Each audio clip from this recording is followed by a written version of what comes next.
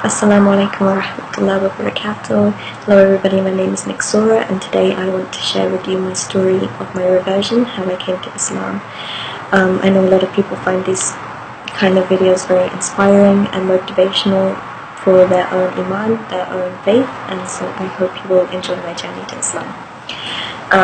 So I'm from an Irish family, from a Catholic background, and although on a day-to-day basis religion wasn't exactly an important thing, we didn't go to church, we celebrated Easter, Christmas, and my father would talk to me about Jesus a lot, and I knew all of the stories of the Injil and the Torah, you know, the Bible and the Old Testament. I knew them and I'd grown up with them.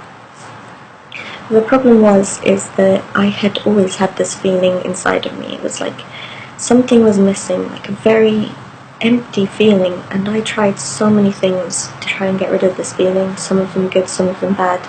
I took new friends, I made a lot of new friends. I was bullied very badly at school, and so I turned to other sources, online, other places to try and find friends.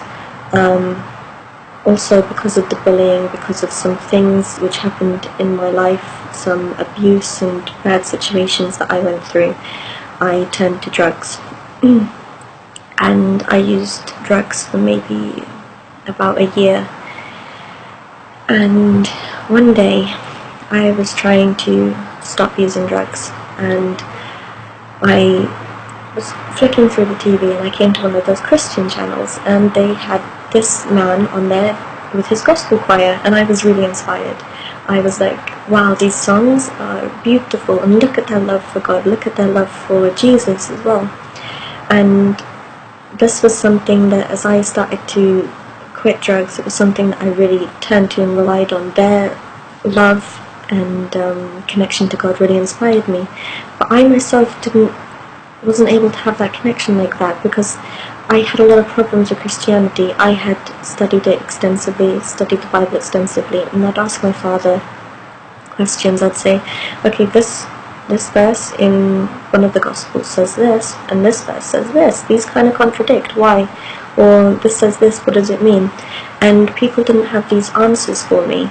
And the answers that they gave were not satisfying. It was more kind of, this is what happened, trust it, go with it. Do you know what I mean? It was kind of, accept it. And I wasn't really very happy with that. So I drifted away from that, from Christianity. I went to college, I made some friends, I got on okay, and then I lost my grandfather. My grandfather was one of the most important people in my life, and to a degree he still is, even though he's gone from this earth. Because he was not only a school teacher, but he was a firefighter. He was an amazing man, so brave, so inspiring. Anybody that met him loved him. And he was very young when he passed away, and it was very unexpected. And he used to take care of me, we used to go on holiday together, so it really badly affected me for a long time. And actually I was angry at God. I didn't understand why he had taken my grandfather away from me. When he was so young, when I needed him, he was teaching me to drive at the time, and I just wanted to make him proud.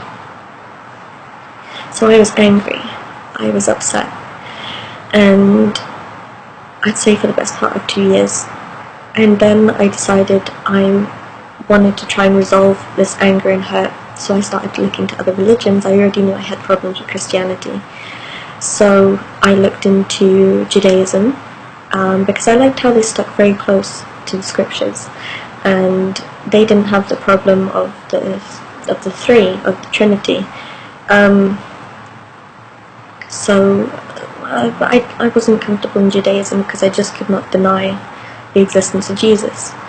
And then I looked into Buddhism, and actually I found it very peaceful, but I did not find that it was a religion that sought to answer questions. They don't seek to answer questions, they say reflect and accept. So that was also something that didn't work for me. So at the time, as is still the time, the media was portraying Islam very badly. They were saying Muslims are terrorists, Islam says this, and I was working as a journalist, and I wanted to understand why they were saying this, because I knew, working in media, that a lot of the things that the media says is distorted truth, to put it lightly.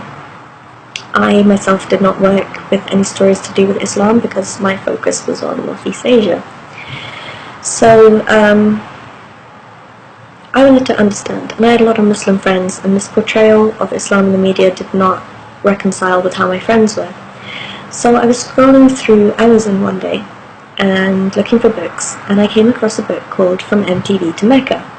This title made me smile. I thought, this is a strange title for a book. What could this be about? And it was by Christian Becker, who was a MTV presenter in Germany.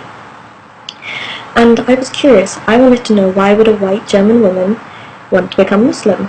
So I downloaded the book and I started reading, and as I started reading, it really inspired me to want to know more about Islam.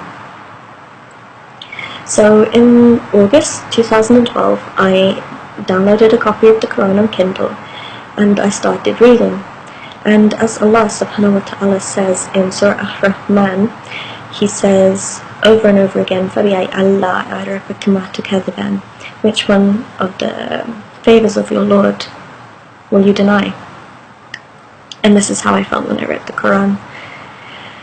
I was reading it, and I'd always had a very scientific mind. I'd always loved science, especially human biology, and just the explanation of how you go from a drop of sperm into a human being, the layers of the seven heavens, the things about space, the air we breathe, the two seas which do not meet, subhanAllah.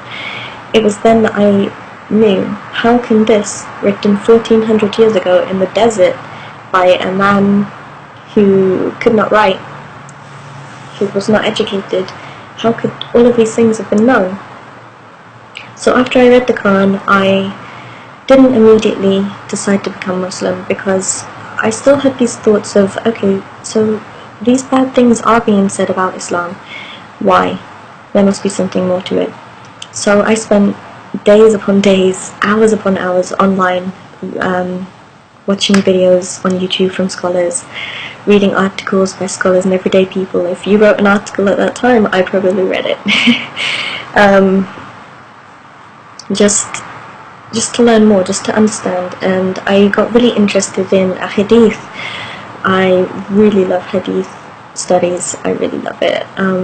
I love the wise sayings, and there's so many miraculous things revealed in them as well. So it was after a few months of really looking into it, really taking the time to research, that I woke up one day in November 2012. I think it was the 12th of November. No, it was the 10th of November, my mistake.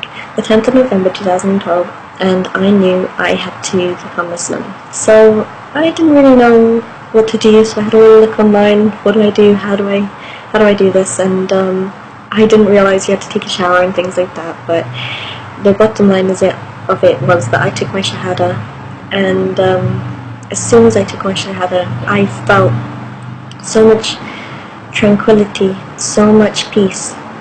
And when people say when you take your Shahada, when you become Muslim, it's like you're a newborn baby, all of your sins are forgiven. I completely felt that, and after the life I'd had, I really needed my sins to be forgiven. And I just felt so at ease, and I said so many prayers for the Ummah at that time, because I wanted to be accepted into this wonderful faith. So that's how I came to take my Shahada. And one of the things I found about Islam was that it really was an extension of Christianity, that it accepted Jesus as a prophet, which is something that I could agree with, and it had all of the familiar stories, it did not deny them, but it had answers that I had never had before. It really answered my problems with the Trinity and with God, and all of a sudden I felt like I knew, I had an idea of how to know God. And I really wanted to take my Shahada because I couldn't deny it any longer. The more I read, the more I suddenly understood that there is one God, and Allah, the Arabic word, just means one God. That's all there is to it. It's not a different God. It's the same God of the Jews and the Christians. And that was it. I couldn't deny that Prophet Muhammad sallallahu alaihi wasallam had came and had delivered this wonderful message from God. And it gave me that peace that I had from all of that trouble of losing my grandfather, because I suddenly understood inna lillahi wa inna ilaihi raji'un, because from God we come and to Him we return. That's it, that's life. And suddenly I was able to reconcile everything. And I will make another video to tell you that afterwards I had a lot of struggles, and if you are a revert and you want to tell your family about your reversion, or you're having troubles after telling your family about your reversion, or you just want to know what happened next, I'll inshallah be doing a follow-up video.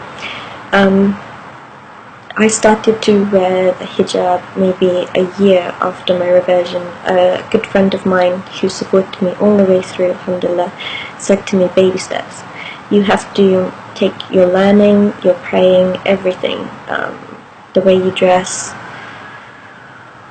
everything in baby steps.